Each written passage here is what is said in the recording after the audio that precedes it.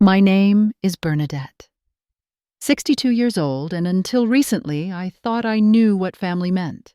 I built a comfortable life as an accountant, raised my daughter Amanda alone after my husband died, and never imagined she'd call me an extra mouth to feed. What she and her husband didn't know was that I had resources they couldn't imagine. I'm about to share how I went from sleeping on a pull-out couch to owning their apartment building.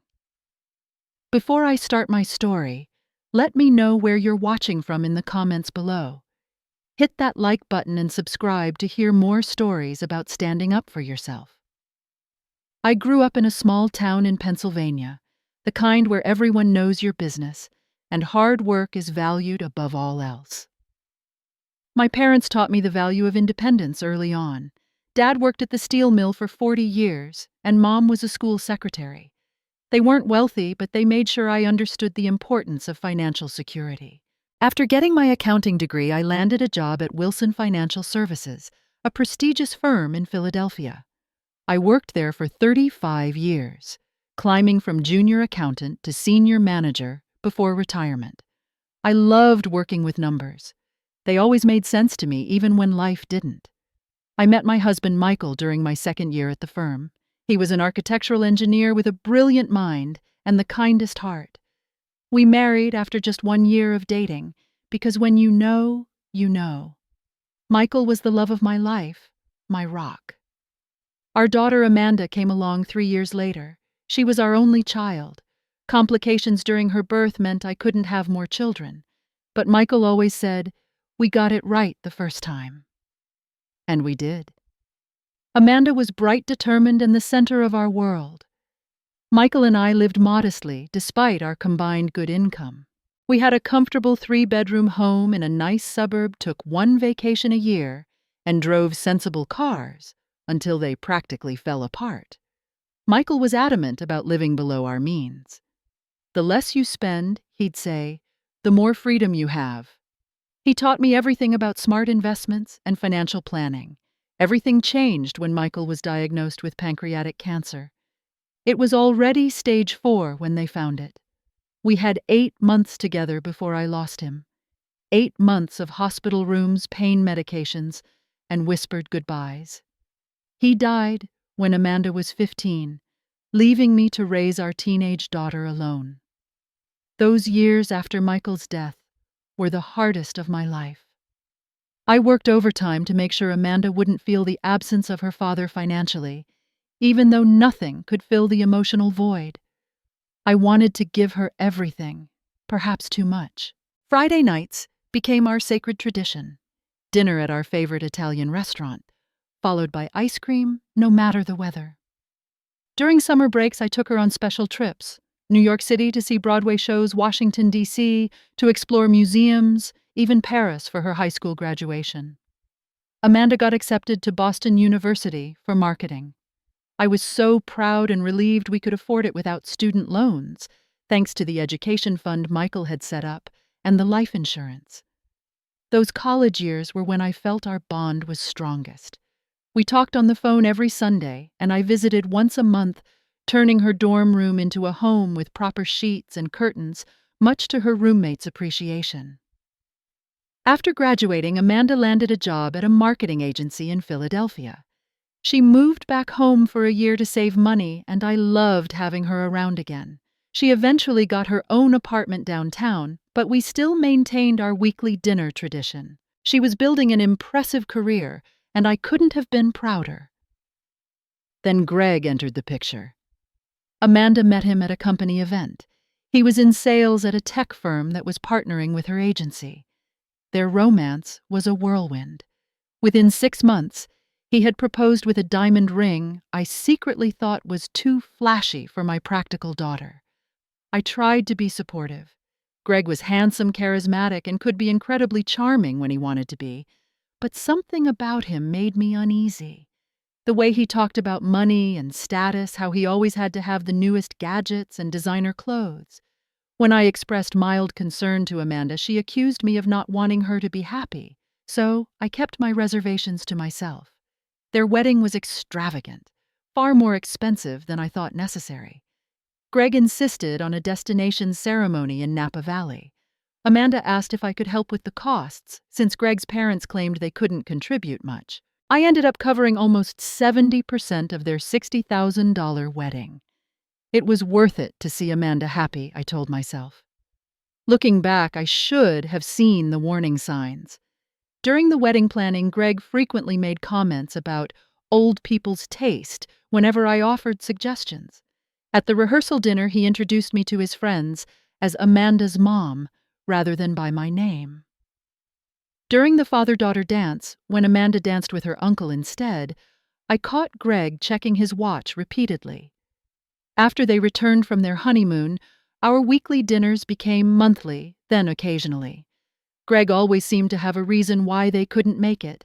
He was tired, had an early meeting, wanted alone time with Amanda. When they did come, he dominated the conversation with stories about his job as sales manager at Tech Vision and their plans to move to a bigger apartment. I tried to maintain my relationship with Amanda through lunch dates and shopping trips when Greg was busy with the guys. During those moments, I glimpsed my daughter again. The sweet, thoughtful young woman who remembered my favorite flower was the gardenia, and who still laughed at our inside jokes. But those moments became increasingly rare. Everything changed when Amanda called me one spring afternoon, her voice bubbling with excitement. "Mom, I'm pregnant." The joy I felt was indescribable. I was going to be a grandmother.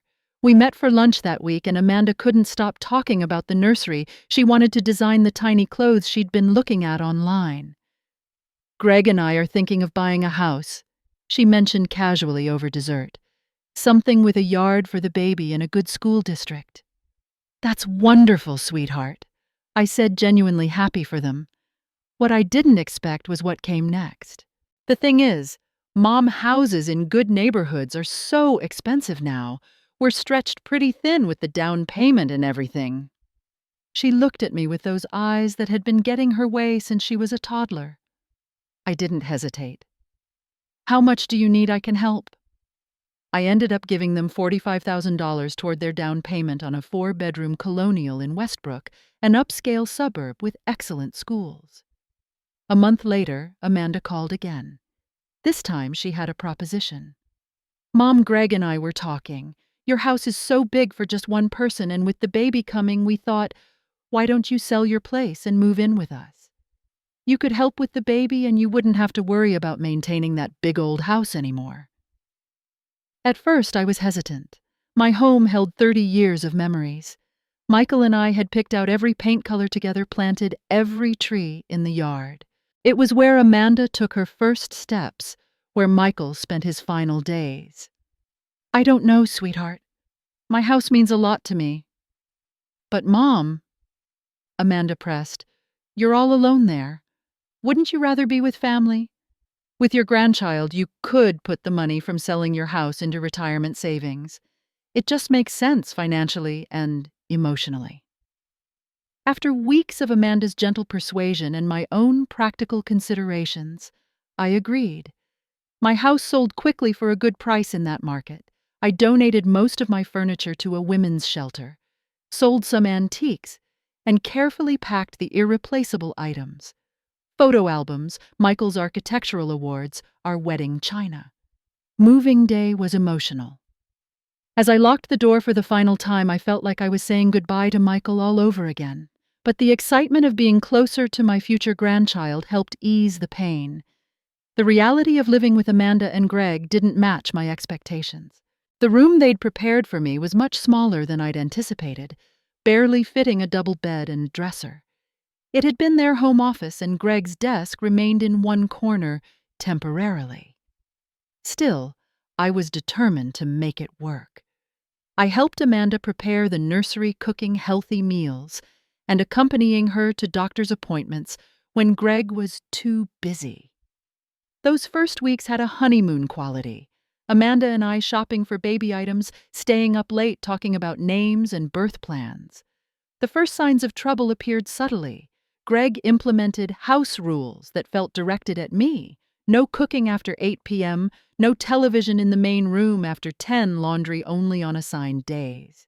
When I accidentally used his coffee mug one morning, he gave me a 20-minute lecture about respecting personal property. Then came the birth of my grandson, Tyler Michael. The moment they placed that 7-pound bundle in my arms, I fell completely in love. His tiny fingers, his perfect little nose. He looked so much like Amanda had as a newborn. I moved a rocking chair into my room so I could help with night feedings, giving Amanda a chance to rest. I threw myself into grandmothering with everything I had. I changed diapers, sterilized bottles, did midnight walks when Tyler was colicky. I also took over most household chores without being asked, cooking, cleaning laundry, so Amanda could focus on recovering and bonding with her baby. Greg, however, seemed to grow more resentful of my presence by the day. If I suggested swaddling Tyler a certain way, he'd snap, "We don't need your outdated advice." When I made Amanda's favorite chicken soup recipe, he complained it was too salty without taking a single bite. He started referring to me as your mother, when speaking to Amanda, never addressing me directly. I overheard him on the phone with a friend one day, laughing about having the mother-in-law from hell living with them. That cut deep, but I said nothing, not wanting to cause problems for Amanda. She was clearly torn between us, occasionally defending me, but increasingly siding with her husband to keep peace.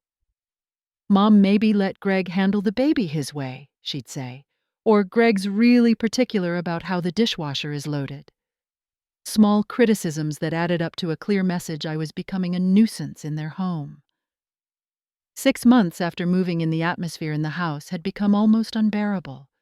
Greg no longer bothered to hide his annoyance with me. My cooking was bland, my way of folding his shirts wrinkled them, and my baby advice was interfering with their parenting. Amanda had started to echo his criticisms, perhaps to show solidarity with her husband. "Mom, you're hovering too much," she'd say when I played with Tyler. Or, "Mom, we don't need so many vegetables with dinner." Each comment chipped away at my confidence and sense of belonging. I tried harder to be helpful, yet unobtrusive. I rearranged my schedule to clean when they were out of the house. I researched new recipes I thought Greg might enjoy. I asked permission before picking up or feeding Tyler, even when he was crying and neither of them was responding. One evening, while Amanda was giving Tyler a bath, Greg mentioned the household finances.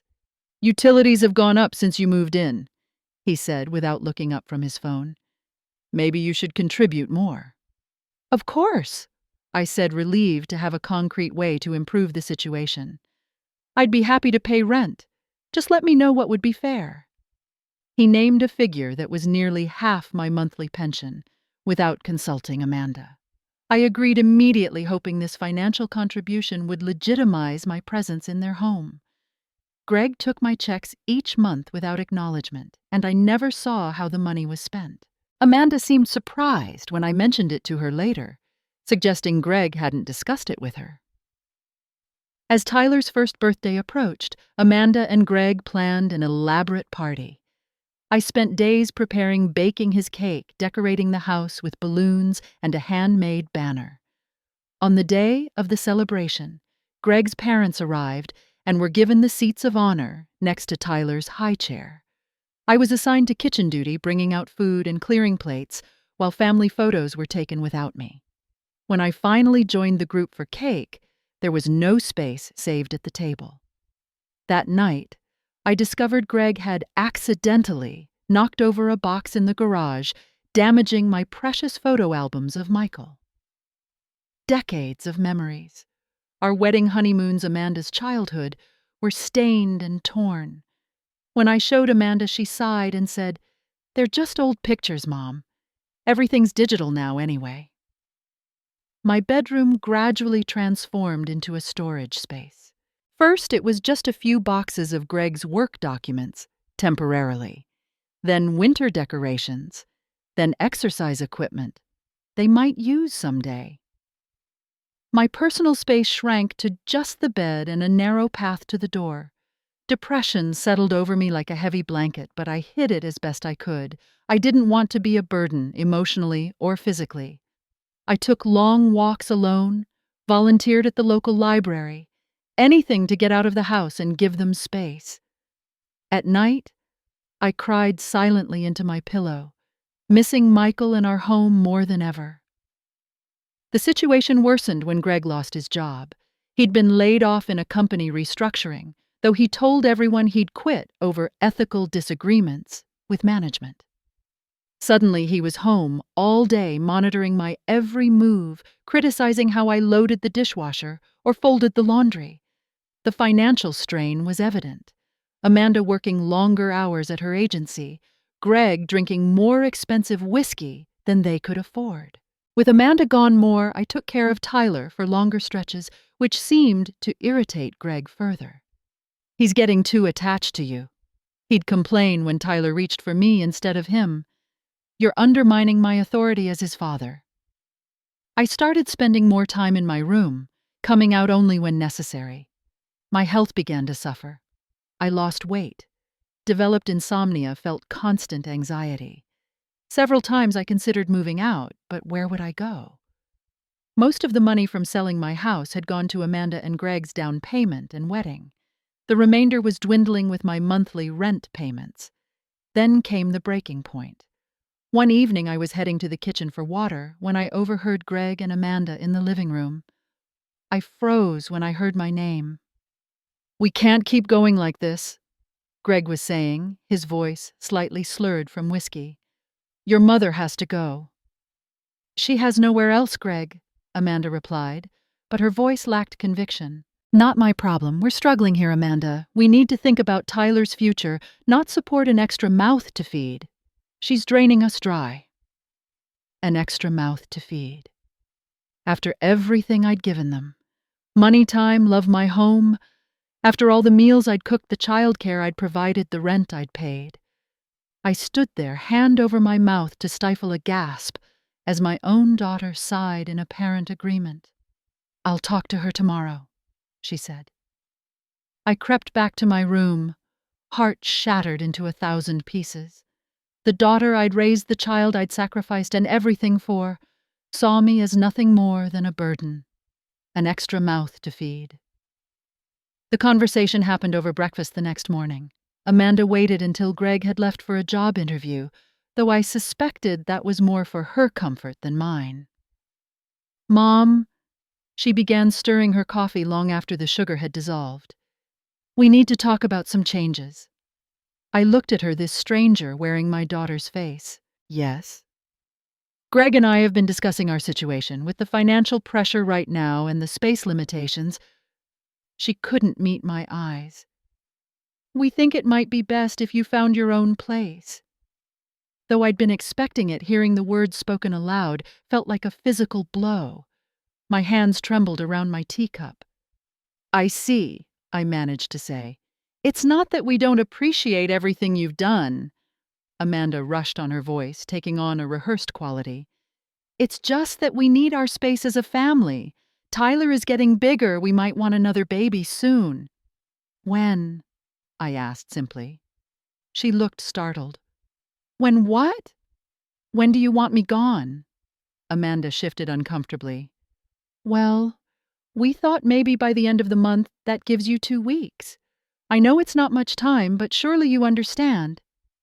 2 weeks.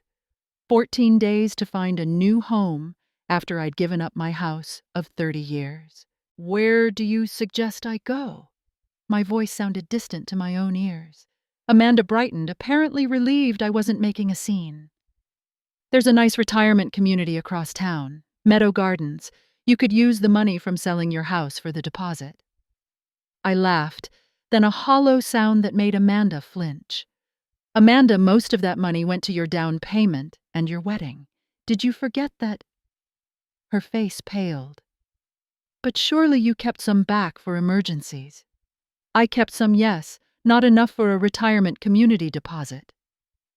The front door slammed, Greg returning earlier than expected. He strode into the kitchen suit jacket slung over his shoulder. Whatever happened in the interview, it hadn't gone well. You told her, he asked Amanda, not acknowledging my presence. Amanda nodded, looking miserable.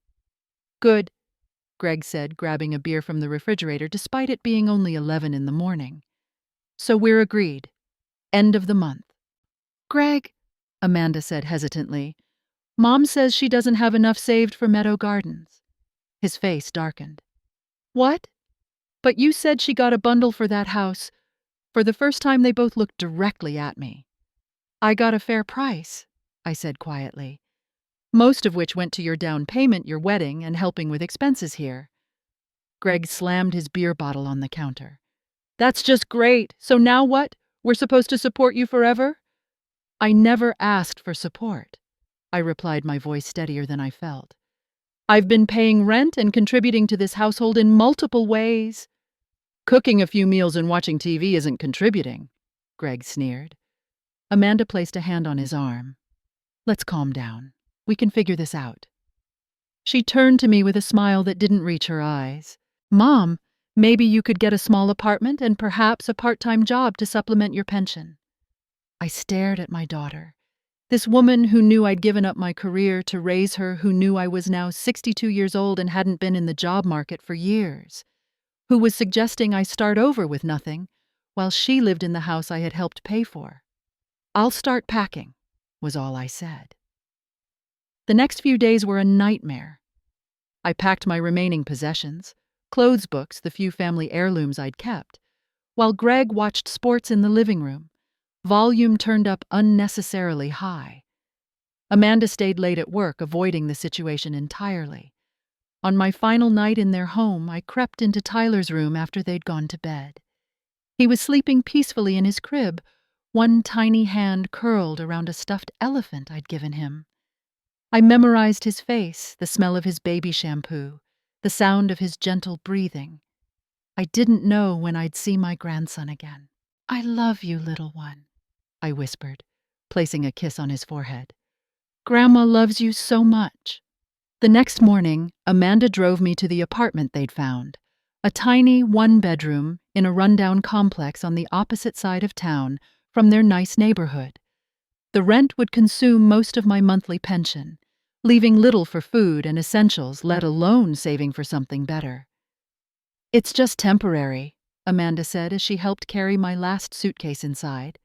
The place smelled of cigarettes and mildew. A water stain spread across one ceiling corner. Until you figure something out. When will I see Tyler? I asked the only question that really mattered to me. Soon, she promised vaguely. We'll set up a regular schedule once you're settled. Maybe you can come for dinner sometimes. We both knew it was a lie. After a quick, awkward hug, Amanda left. I stood in the center of the empty apartment, surrounded by my few boxes and suitcases, utterly alone. The first few weeks were the darkest of my life.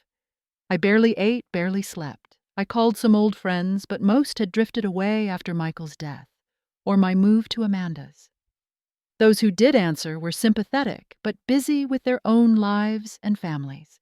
I felt worthless, discarded, invisible. At night, I'd look at the water stain on the ceiling and wonder how my life had come to this. One morning, about 3 weeks after moving into the apartment, I woke to sunlight streaming through the thin curtains. On my nightstand sat a framed photo of Michael, one of the few possessions I truly treasured. He was smiling that crooked smile I loved, standing in front of our first home, with his arm around my shoulders. Something about his expression hit me differently that day. Michael had never been one to wallow in self-pity, and he wouldn't want me to either. I picked up the frame, tracing his face with my finger. What would you do? I whispered. And suddenly, I remembered something I'd pushed to the back of my mind years ago. Something important. Shortly after Amanda left for college, Michael had sat me down at our kitchen table with a thick folder of documents. Bernie, he'd said, using his special nickname for me, I need to show you something. What followed was a revelation. While we'd always lived modestly, Michael had been an exceptional investor and financial planner. For years, he'd been channeling significant portions of our income into various investments, real estate funds, technology, stocks, bonds. He'd taken his inheritance when his parents died and multiplied it many times over. "I never told you the full extent because I didn't want us to change our lifestyle," he explained. "I've seen what sudden wealth does to people, how it changes them. I wanted Amanda to grow up valuing work and responsibility, not expecting everything handed to her." I'd been shocked to discover we were worth several $1 million on paper. After his death, the life insurance policy added another substantial amount. We'd agreed to keep this information from Amanda, setting up more modest college and inheritance funds for her that she knew about, while the bulk remained in various accounts and investments. Over time, with Amanda settled in her career and my own retirement secure, I'd simply stopped thinking about the extent of our wealth. The accounts were managed automatically, statements going to a P.O. box. I rarely checked since moving in with Amanda and Greg. Now, staring at Michael's photo, I felt a surge of something I hadn't experienced in months: power. I wasn't destitute. I wasn't dependent. I had options. That same day, I called Janet Wilson, our financial advisor, who'd taken over after Michael's death. When I explained my situation, she was horrified. "Bernadette, why on earth are you living in these conditions?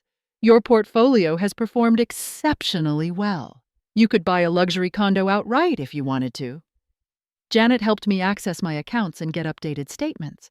The numbers took my breath away. Michael's careful investments had continued to grow even during market downturns. I had more than enough to live comfortably for the rest of my life. With Janet's help, I found a beautiful 2-bedroom apartment in a secure building with a doorman. As I prepared to sign the lease, a familiar name caught my eye on a real estate listing. Janet had brought Westbrook Heights Apartments, the building where Amanda and Greg lived. "This building is for sale?" I asked, pointing to the listing. "Yes, it's part of a portfolio being sold by Meridian Capital. They're divesting their residential properties to focus on commercial real estate." An idea began to form in my mind. One part business investment, one part life lesson. "What would it take to buy this building?" Janet looked surprised but recovered quickly. "Well, it's a 12-unit building in good condition. Asking price is fair for the market. It would be a solid investment. But are you sure you want to be your daughter's landlord?" "I'm not sure they need to know that detail immediately," I replied. Over the next few weeks, I consulted with a real estate attorney who helped me create an LLC called BMT Properties, using my initials but vague enough not to raise suspicion. We made a competitive offer on the building, which was accepted after minimal negotiation. As we worked through the purchase process, I experienced conflicting emotions. Part of me felt I was going too far, that this was an extreme response to Amanda and Greg's rejection. Was I being petty, vindictive? What would Michael think? But another voice reminded me how cruelly they had treated me after all I'd given them. The dismissive way Greg had called me an extra mouth to feed. The cold calculation with which they'd discarded me once they'd gotten what they needed. Perhaps they needed to understand that actions have consequences. By the time we closed on the property, I was confident in my decision. This wasn't just about revenge, it was about self-respect and justice. And yes, perhaps, teaching a necessary lesson about treating people with basic human dignity. The purchase of Westbrook Heights Apartments was finalized on a Tuesday morning in July, exactly 3 months after Amanda had dropped me off at that dingy apartment across town. I signed the final papers in Janet's office, feeling a strange mix of satisfaction and sadness that it had come to this. "Congratulations, Ms. Walsh. You're now the owner of a 12-unit apartment building," the real estate attorney said, handing me the keys. "The property management company has been notified of the ownership change and will continue day-to-day operations under your direction."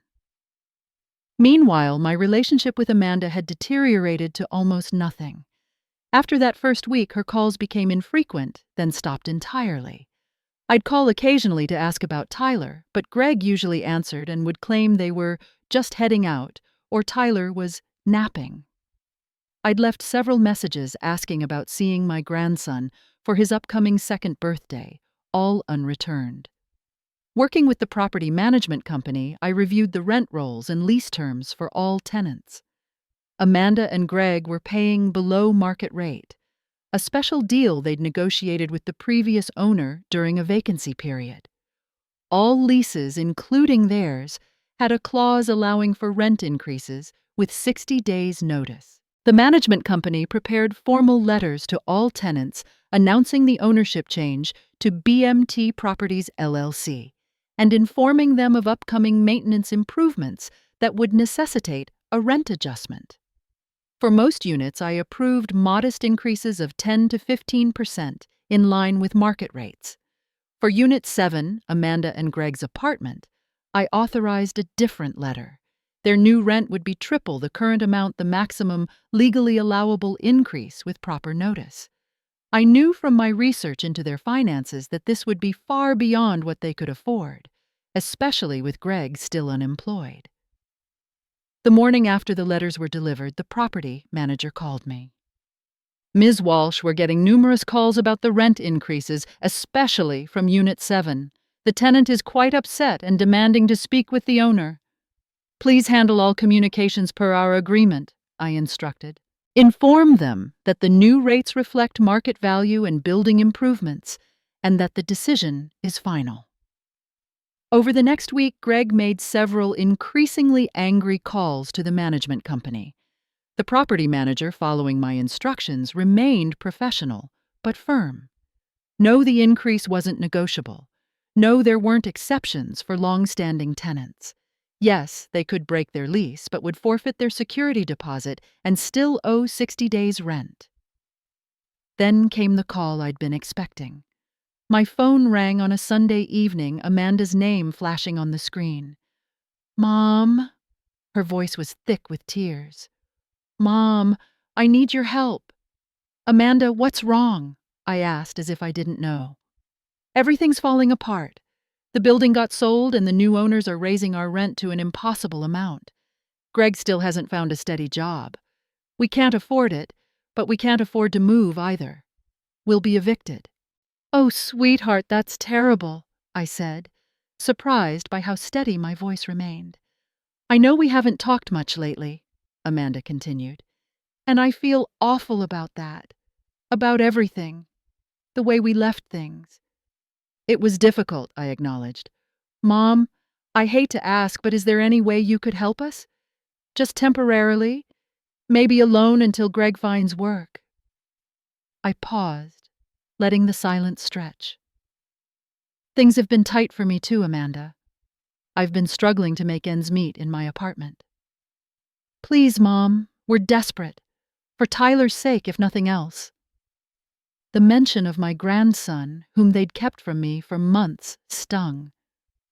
"How much do you need?" Amanda named a figure that would cover 1 month of their new rent, a substantial amount. "I might be able to help a little," I said. "I have some savings I could share. Not that much, but something." "Anything would help, Mom. We're so grateful." I told her I'd bring a check the next day. "I'd love to see Tyler while I'm there." "Of course, he misses his grandma." Amanda said another lie that slid too easily from her lips. When I arrived at their apartment the following evening, I brought the property manager with me. I had explained my plan to her, and while she seemed uncomfortable, she agreed to play her part. I instructed her to wait in the hallway until I texted her. Amanda opened the door looking tired and stressed. She hugged me awkwardly before leading me into the living room where Greg sat scowling on the couch. Tyler was playing on the floor with blocks, and my heart swelled at the sight of him. He looked up, recognition dawning on his little face. "Gamma!" he cried, toddling over to wrap his arms around my legs. I knelt to hug him properly, fighting back tears. "Hello, my sweet boy. I've missed you so much." Greg cleared his throat impatiently. "Amanda said you're helping with the rent situation." I straightened up, keeping a hand on Tyler's head. "Yes, I wanted to discuss that. This rent increase sounds unusual. May I see the letter? Amanda retrieved the notice, which I pretended to read carefully. BMT Properties, I mused aloud. And they're tripling your rent with just 60 days' notice. It's highway robbery, Greg spat. They can't just come in and do this. Actually, they can, I said calmly. If it's in your lease terms, which I assume it is. Greg's face reddened. Whose side are you on? Are you going to help us or not? I took out my phone and sent a quick text. A moment later, there was a knock at the door. Amanda went to answer it, returning with the property manager. This is Ms. Peterson from the management company. Amanda explained, confusion evident in her voice. Mom, how did you know she was here? I stood smoothing down my skirt. I asked her to join us. Ms. Peterson, would you mind explaining to my daughter and son-in-law who owns BMT Properties? The manager looked uncomfortable but professional. BMT Properties LLC is owned by Ms. Bernadette Walsh, she said, gesturing to me. The silence that followed was deafening. Amanda's mouth literally fell open. Greg jumped to his feet, face contorting with anger. What the hell is this? Oh, he demanded. I met his gaze calmly. This is a business transaction, Greg. I purchased this building as an investment. The previous owners were charging below market rates, which isn't sustainable for maintaining quality housing. You're our landlord, Amanda whispered, looking shell-shocked. You're the one tripling our rent. How is this even possible? You were living in that awful apartment. Things aren't always what they seem, I replied. Just like I wasn't actually an extra mouth to feed, draining your resources. I was contributing significantly to this household before you decided I was inconvenient. Greg took a threatening step toward me. This is some sick revenge plot. You can't do this to us. I assure you everything I've done is perfectly legal, I said, my voice hardening slightly. Unlike kicking out a family member who contributed to the down payment of your home and had nowhere else to go. Greg's face turned an alarming shade of red. You conniving old... Don't finish that sentence, I interrupted sharply, nodding toward Tyler, who was watching us with wide eyes. Ms. Peterson, would you mind taking Tyler to see if there are any cookies in the kitchen? Once they were out of earshot, I turned back to Amanda and Greg. I didn't come here just to reveal I'm your landlord. I came to offer a solution. A solution? Greg scoffed. Let me guess. We apologize and kiss your feet, and you'll generously lower our rent. Actually, yes, minus the foot kissing, I replied calmly. I'm prepared to offer you a rent rate that's fair for the market, but significantly lower than what's in that notice. In exchange, I have conditions. Amanda, who had collapsed onto the couch, looked up through teary eyes. What conditions, Ram? First family counseling, my mom, all of us together, weekly sessions for at least 6 months. Greg barked out a laugh. Not happening. Second, I continued as if he hadn't spoken, regular, guaranteed time with my grandson. Not when it's convenient for you, but on a consistent schedule we agree upon. Is that all? Greg asked sarcastically. No. My final condition is that you both acknowledge how wrongly you treated me. Not just with words, but with actions moving forward. Amanda was crying openly now. Mom, I'm so sorry. I never wanted to hurt you. I got caught between you and Greg and I made the wrong choice. I've regretted it every day. Greg turned to her incredulously. Are you serious right now? She's blackmailing us with our home and you're apologizing to her. She's my mother, Greg, Amanda shouted, surprising all of us with her vehemence. She gave us money for this place for our wedding. She took care of our son while you sat around drinking after losing your job. And we threw her away like garbage. His jaw clenched. So we were less than perfect hosts. That doesn't justify this. Less than perfect hosts, I repeated quietly. Is that what you call it? You treated me like an unwelcome intruder in a home I helped pay for. You called me an extra mouth to feed when I was cooking most of your meals. You kept my grandson from me out of spite. Greg stared at me for a long moment, calculation evident in his eyes. Finally, he sighed dramatically. Fine. We'll do the counseling or whatever. Just fix this rent situation. I'll need more than grudging compliance, Greg. This isn't a game I'm playing. This is about rebuilding trust and family bonds that you helped destroy. Ms. Peterson returned with Tyler, who was happily munching a chocolate chip cookie. Seeing him, innocent and oblivious to the tension around him, seemed to deflate Greg's anger somewhat. Look, he said, running a hand through his hair, I admit we could have handled things better. The past few months have been stressful with the job situation. Greg, Amanda interjected, just stop. We were wrong, completely wrong. She turned to me. We accept your conditions, Mom. All of them. Not because we have to, but because we should. I studied my daughter's face, searching for sincerity. What I saw gave me hope, genuine remorse, and something like the daughter I remembered. I'll have the property manager prepare a new lease agreement, I said. The rent will be fair, more than you were paying before, but manageable. And I expect the counseling to begin next week. The first family dinner afterward was predictably awkward.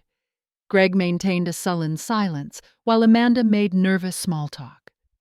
Tyler was the saving grace, delighted to have his grandma back, showing me his toys and new words he'd learned. Our first counseling session was even more uncomfortable. The therapist, Dr. Landry, had us each describe the situation from our perspective. When it was Greg's turn, he initially tried to minimize his behavior, but under Dr. Landry's gentle but persistent questioning, cracks in his defenses began to show. I grew up with nothing, he finally admitted during our third session. My dad left when I was 4 and my mom worked 3 jobs. We were evicted twice when I was a kid. I promised myself I'd never be poor, never be vulnerable like that again. And how did Bernadette's presence in your home connect to that fear? Dr. Landry asked. Greg stared at his hands. I saw her as a burden, a drain on our resources, another mouth to... He couldn't finish, finally showing shame for that cruel phrase. You saw me as a threat to your security, I offered. He nodded reluctantly. Over the following months, more truths emerged. Amanda confessed her fear of losing Greg's love, which had led her to betray her own values. I kept choosing him over you because I was afraid of being alone. After Dad died, I couldn't bear the thought of losing another person I loved. Greg revealed his resentment of my relationship with Tyler. The baby preferred you sometimes. It made me feel like a failure as a father. Slowly, painfully, we began rebuilding something from the ashes of our relationship. It wasn't easy. There were setbacks and arguments, tears and recriminations. But there was also progress. After 6 months of counseling, I made a decision. I sold the apartment building to a reputable company with the condition that Amanda and Greg's rent remained stable for 5 years. I kept their unit, however, transferring ownership to my LLC, so they would always have that security. Meanwhile, I purchased a lovely condo in the same neighborhood, just a 10-minute walk from their place, close enough for regular visits with Tyler, but maintaining my independence. Greg eventually found his footing professionally. With some capital I invested and business guidance from my financial team, he started a small digital marketing consultancy that grew steadily over time. Finding professional success on his own terms seemed to soften something in him, making him less defensive and more generous of spirit. Amanda and I rebuilt our mother-daughter relationship through long talks, shopping trips, and cooking together, activities we'd always enjoyed. She apologized countless times, and though the hurt would occasionally resurface, I chose forgiveness for my sake as much as hers. I don't know how you can ever forgive us, Amanda said one evening as we sat on my balcony watching the sunset. What we did was unforgivable. Nothing is unforgivable between people who truly love each other, I told her. But forgiveness doesn't mean forgetting or pretending it didn't happen. It means choosing to move forward without letting the past poison the present. 2 years after that painful eviction, we celebrated Christmas together in my condo. Tyler, now 4, was excitedly opening presents while Greg mixed hot chocolate in the kitchen, a special recipe he'd developed himself. Amanda sat beside me on the couch, her head resting on my shoulder as we watched Tyler play. "Mom," she whispered, "thank you for not giving up on us even when we gave up on you." I squeezed her hand. Family is worth fighting for even when they hurt you, maybe especially then. The journey from being discarded as an extra mouth to feed to rebuilding our family was long and painful. I learned that standing up for yourself doesn't mean closing your heart to reconciliation. That sometimes tough love is necessary to break through walls of selfishness and fear. That forgiveness is not a single act, but a daily choice. Most importantly, I learned that Michael's greatest gift wasn't the financial security he left me, but the strength he helped me develop during our years together. Strength I didn't know I possessed until I truly needed it. Life will always bring unexpected challenges, moments when we're tested beyond what seems endurable. The true measure of our character isn't avoiding these painful situations, but how we respond to them, with dignity, with courage, and ultimately with love. I look at my family now, imperfect healing trying, and I know the hardest journey was worth every step. Would you have done what I did? Was buying the building too extreme? Or was it the wake-up call they needed? Share your thoughts in the comments below, and don't forget to like and subscribe if you want to hear more stories about finding strength in difficult family situations.